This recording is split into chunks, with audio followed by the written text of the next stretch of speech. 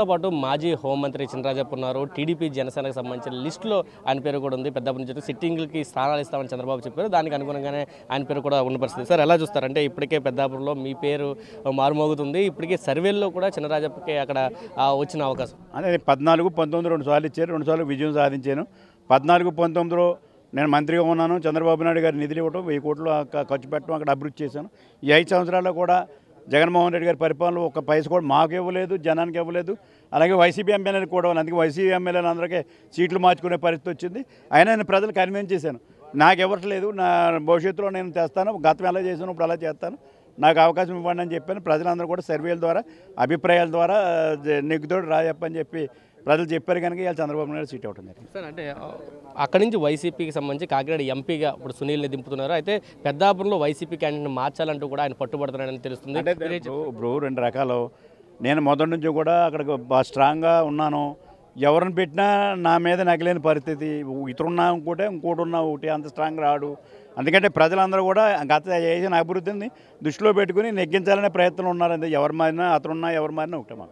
అంటే బీజేపీ కూడా మీతో కలిసి వస్తుందన్నారు, కానీ ఈ రోజు లిస్టులో ఎక్కడ ప్రకటించలేదు. అదే అందుకే చెప్పారు, వాళ్ళు క్లియర్గా చెప్పడం జరిగింది. జనసేన పొత్తు ఎప్పుడో పొత్తు కలిసింది.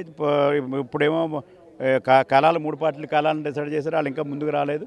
అంటే డిస్కస్ చేయడానికి రాలేదు. డిస్కషన్ వచ్చినప్పుడు అందుకే సీట్లు కూడా కనవా సీట్లు అనేవి కూడా ఉండటం జరిగింది. అవన్నీ కూడా ఫైనల్ చేయడం. అంటే ఎప్పట్లోగా 2వ లిస్టు ప్రకటించే అవకాశం ఉంటుంది. దాంట్లో బీజేపీకి ఎన్ని సీట్లు వచ్చే అవకాశం? బీజేపీతో ఫైనలైజ్ అయిన తర్వాతే కనవా సీట్లు అనౌన్స్ చేస్తారా.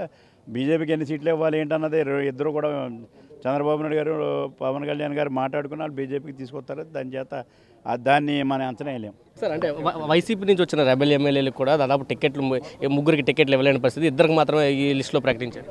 అంటే అలా ఏదో మాట్లాడుకుని ఉంటారు, ఆల్టర్నేటివ్ ఉంటారు. అక్కడ నెగ్గి పరిస్థితి ఉండాలి. నెగ్గి పరిస్థితి ఉంటేనే ఇవ్వలేరు. మాకు అందరికీ కూడా నెగ్గుతాడు అనేది రిపోర్ట్ వచ్చిన తర్వాత మాకు చిట్టి ఎంత సీనియర్స్ అయినా నెగ్గుతాడు అన్నది ఇచ్చాడు. కొంతమంది సీనియర్స్ కూడా నెగ్గుతాడు అన్న వాళ్ళకి జనసేన ఎఫెక్ట్ వల్ల కొంతమందికి సీనియర్స్ కూడా రాలేదు. ఇది చెప్తున్నారు. పూర్తిగా ఎవరైతే ఉన్నారో వాళ్ళందరికీ కూడా సర్వేల ఆధారంగానే టికెట్లు అయితే కేటాయించారు. మొదటిసారి టికెట్లు కేటాయించడంతో భారీ విజయం వస్తుంది. పెద్దాపురం నియోజకవర్గంలో 2014, 2019లో కూడా 2 సార్లు గెలిచాను. 3వసారి అవకాశం ఇవ్వడంతో మరొకసారి విజయం ఇంకా ముగిస్తాను. ఈ వైసీపీ నుంచి ఎవరున్నా కానీ ఖచ్చితంగా పెద్దాపురంలో విజయం నాదే అంటూ చినరాజప్ప చెప్తున్నారు. కెమెరా పర్సన్ నానితో కలిసి సురేంద్ర టీవీ, విజయవాడ నుంచి. మరిన్ని వీడియోస్ కోసం ఛానల్ ని సబ్స్క్రైబ్ చేయండి. లేటెస్ట్ అప్డేట్స్ కోసం వాట్సాప్ ఛానల్ ని ఫాలో చేయండి. అండ్ లింక్ డిస్క్రిప్షన్ లో ఉంది.